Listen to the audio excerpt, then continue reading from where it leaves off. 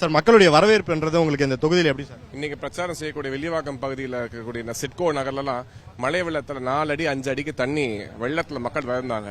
இந்த 4000 கோடி கேள்வி மக்கள் மனசுல ஆழமா பதிஞ்சிருக்கு. இதுவரைக்கும் அதுக்கான விடை மக்களுக்கு கிடைக்கல.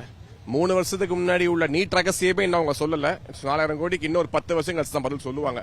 அநேகமா 2026 மறுபடியும் தூக்கிட்டு இருப்பாங்க. அந்த 4000 கோடி நாங்கள் முடிச்சிட்டோம்னு சொல்லிட்டு அந்த மேரமா சொன்ன வாக்குறுதி தெரியல. மக்கள் பால் இல்லாம தண்ணி இல்லாம கஷ்டப்பட்டதெல்லாம் அந்த எல்லாம் மனசுக்கு அப்படியே கண்ணுக்கு முன்னாடி வருது. திமுக கொடியை பார்க்கும்போது திமுக வேட்பாளரை 5 வருஷத்துக்கு அப்புறம் பார்க்கும்போது அவங்க கண்ணுக்கு ரோல் ஆகுது. அப்படியே ஐயோ இந்த நாள் தான் ஓட்டு கேட்டாரு, எங்க ஆளுக்கான 5 இயர்ஸ்க்கு அப்புறம் பாக்குறோங்கிற எண்ணம் மக்கள் மனசுல தெளிவாக இருக்கிறது. இந்த வெறுப்பு என்பதும் சரி, நரேந்திர மோடி மீது வைத்துள்ள நம்பிக்கை என்பதும் சரி, மிகப்பெரிய அளவில் பாஜகவுக்கு தேசிய ஜனநாயக கூட்டணிக்கு ஓட்டாக மாறப்போகிறது. தற்போதைய நிலையில அந்த கச்சத்தீவு தேர்தலுக்காக பாஜக கையில் எடுத்திருக்காங்க அப்படின்ற மாதிரி ஒரு குற்றச்சாட்டு வச்சிருக்காங்க சார்.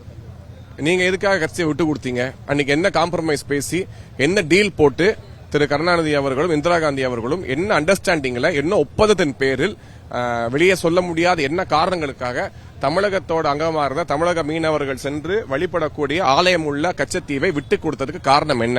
அன்றைய தேதியில இதுக்கு வாயே திறக்காம திமுக இருந்ததுக்கு காரணம் என்ன? இத்தனை ஆண்டுகளாம கச்சத்தீவை தாரபாத்து கொடுத்த காங்கிரஸ் கூட கூட்டணி வைத்தல் ரகசியம் என்ன? நீங்க நீட் ரகசியம் சொல்றதுக்கு முன்னாடி இந்த கச்சத்தீவுக்கும் உங்களுக்கு உள்ள தொடர்பு என்ன, அதை விட்டு கொடுத்ததுக்கான ரகசியம் என்ன என்பதை திமுக விளக்க வேண்டும்.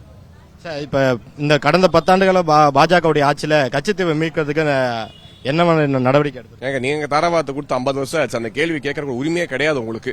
நீங்க தீர்மானம் போடுங்க பார்க்கலாம், கஸ்டடி மீட் எடுக்கணும்னு சொல்லி தீர்மானம் போடுங்க. முதல்ல நீங்க காங்கிரஸ் கூட்டணி வெளியே வாங்க. தமிழ்நாடு துரோகிகள் யாருன்னா திமுக காங்கிரஸ் தான்.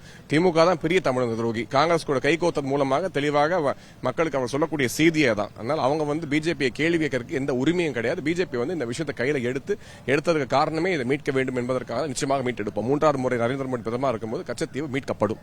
இலங்கை அமைச்சர் இது வரைக்கும் கச்சத்தீவு பத்தி எதுவுமே எங்கிட்ட கச்சத்தீவே கேட்கல அப்படின்ற மாதிரி சொல்லியிருக்காங்க.